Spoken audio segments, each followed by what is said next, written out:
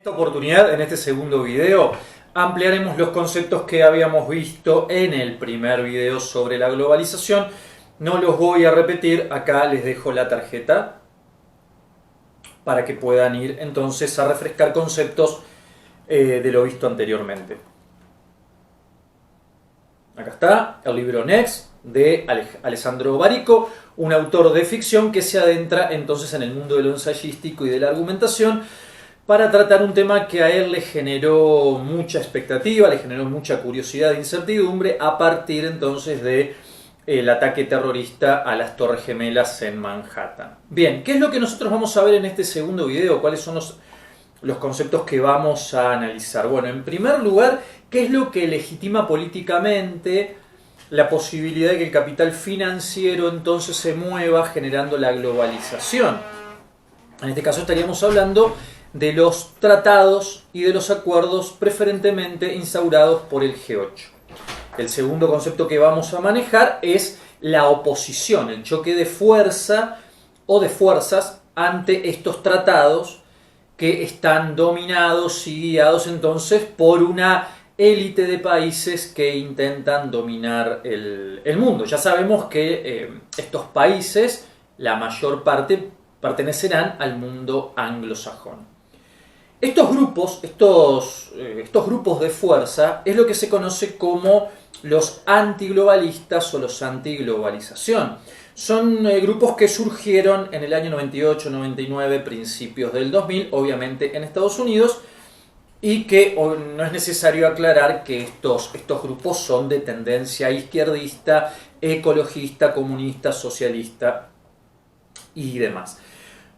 Por otro lado, hablaremos también de una posible clasificación entre la globalización mala y la globalización buena. Esto es interesante porque cuando se hable de los grupos, digamos, antiglobalismo o antiglobalización, Barico no cae en esa vieja antinomia, en esa vieja discrepancia que un poder debe eliminar a otro o un concepto debe eliminar a otro, ¿no? Como pasó en las dictaduras latinoamericanas, donde las guerrillas de carácter trotskista, leninista, etcétera, querían directamente desde su discurso y de su accionar destruir entonces el capitalismo, y obviamente el capitalismo desde su discurso y su accionar quería destruir y erradicar los grupos guerrilleros que tenían el germen del comunismo.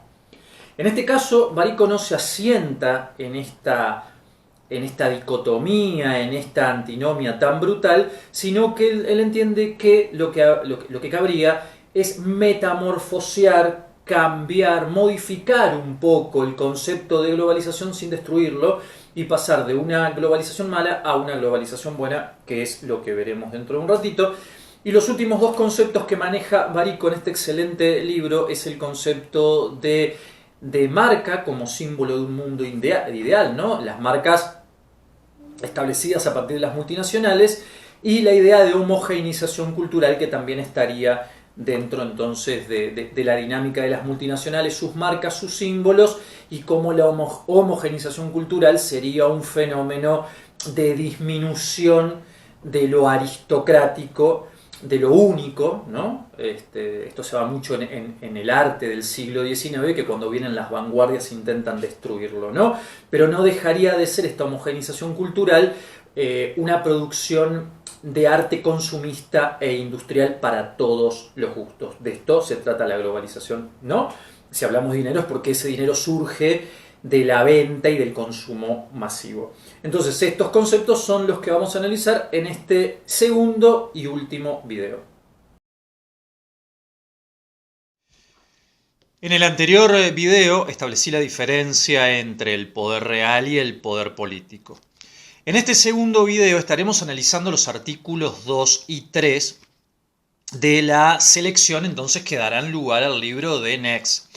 Muy bien, en este caso nos remitiremos directamente al poder político que, ante la vista de todos, ante el poder mediático y ante la vista popular o la masificación, es el que legitima entonces la existencia del capital financiero, de la globalización e incluso de otros conceptos y de otros factores que la globalización crea a su alrededor, como podríamos hablar del multiculturalismo, y otras tantas manifestaciones, ¿no? Incluso las reuniones de carácter filantrópico. No podemos hablar de globalización, de capitalismo y de movilidad del dinero si no hablamos de filantropía como una manera, como una actuación, como un postureo para guardar cierto prestigio o para salvaguardar cierto prestigio de los empresarios, ¿no? Y de los multimillonarios. La filantropía es un buen camino para, digamos, en cierta manera, a un futuro protegernos ante cualquier cosa un poco fuera de línea que hagamos, ¿no? O que hagan todas estas personas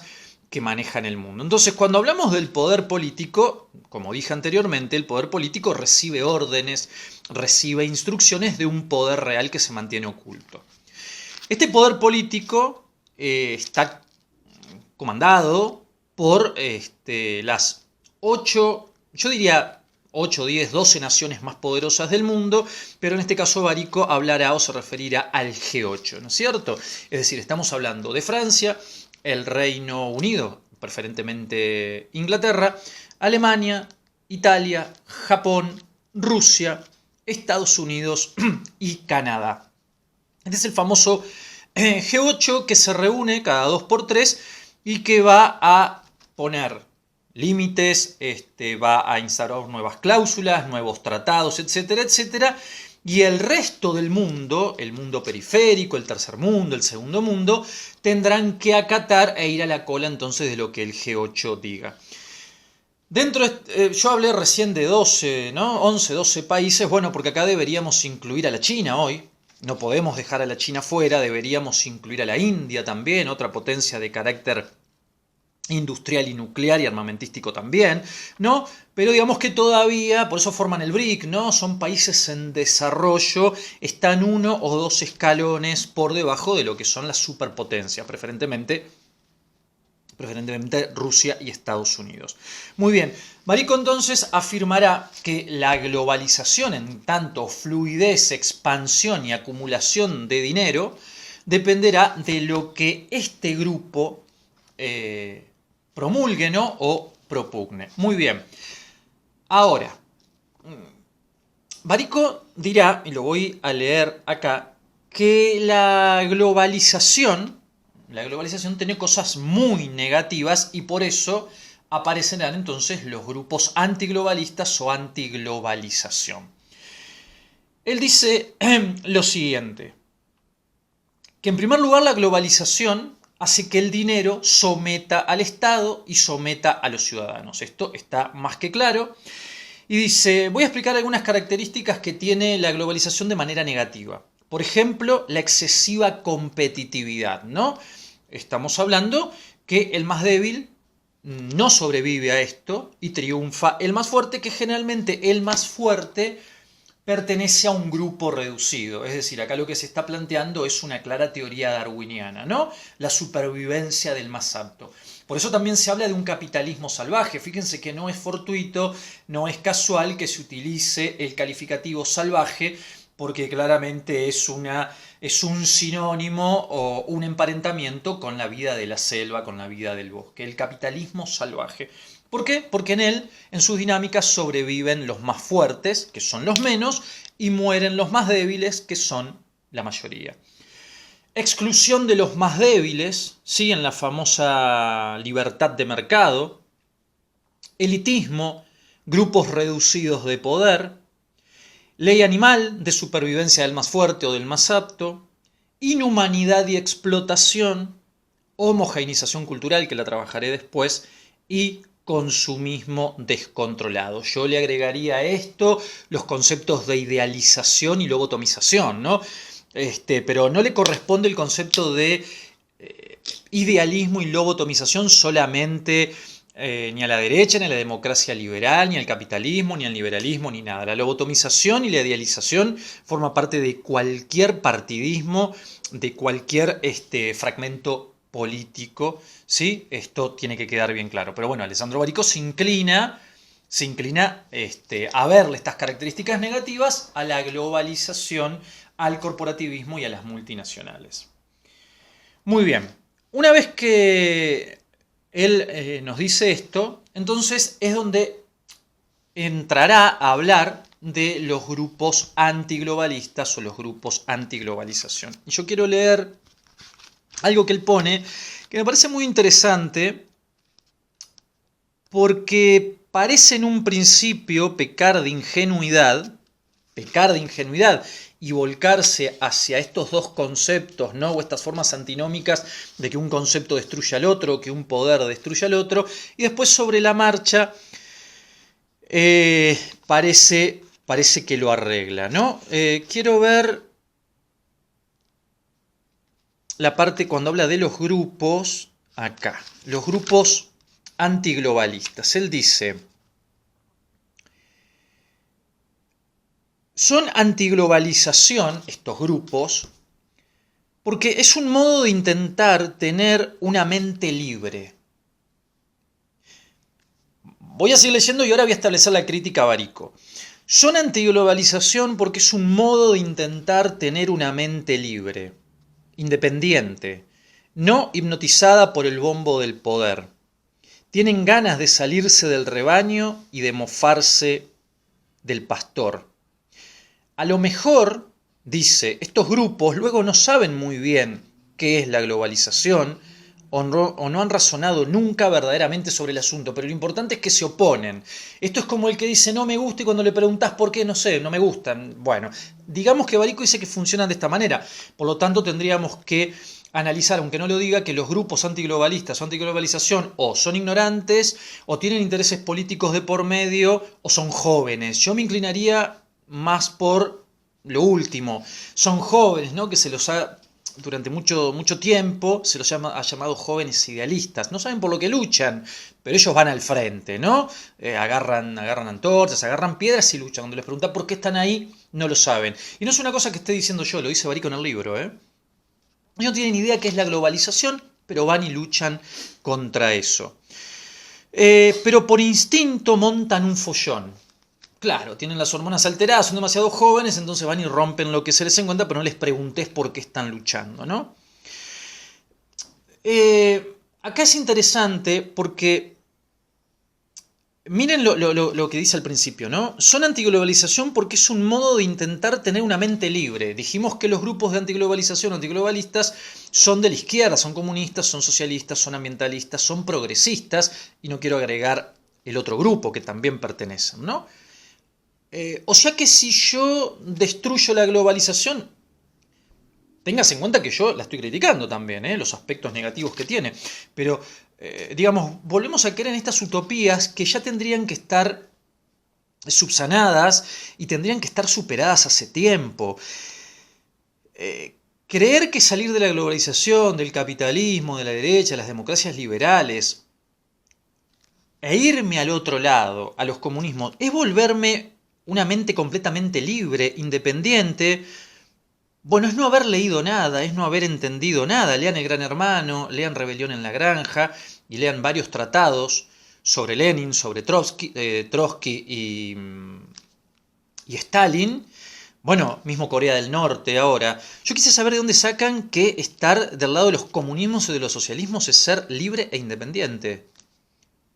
Bien, sin embargo, en este fragmento que parece ingenuo, Barico se reivindica y él va a decir lo siguiente.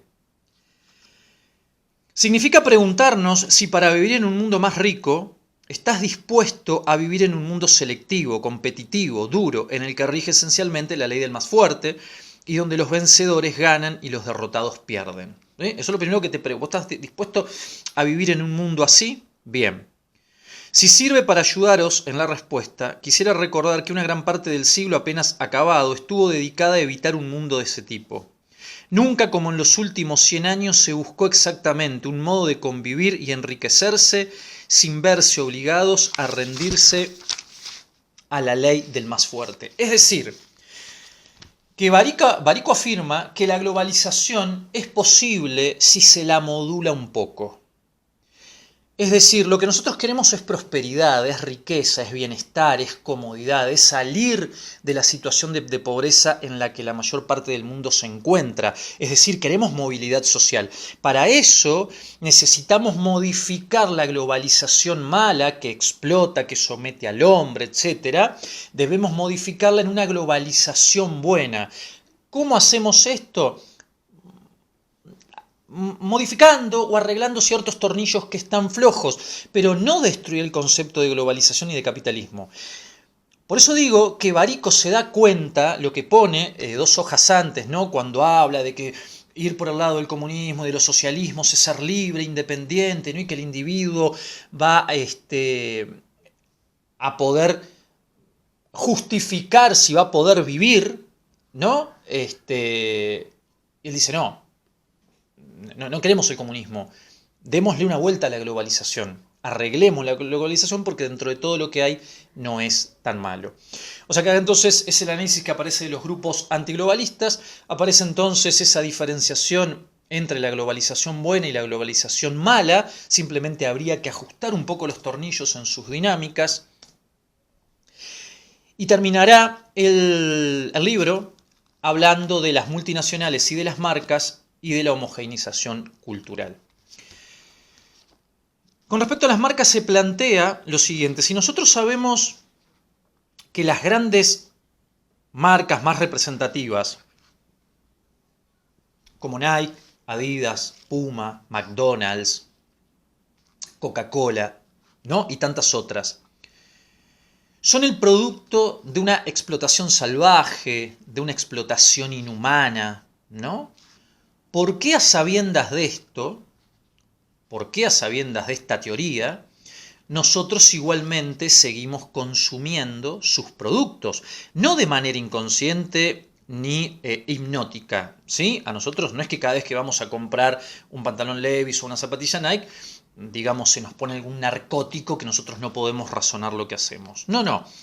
Alessandro Barico dice que nosotros compramos las zapatillas y los pantalones y comemos en McDonald's de manera consciente. ¿Pero por qué? Porque tenemos una visión aristocrática, elitista y burguesa, no de la sociedad, sino de la vida en sí misma. Porque estos productos, dice él, lo que nos ofrecen es una idea de mundo, ¿sí? Es un símbolo. McDonald's es un símbolo, Nike es un símbolo. ¿Es un símbolo de qué?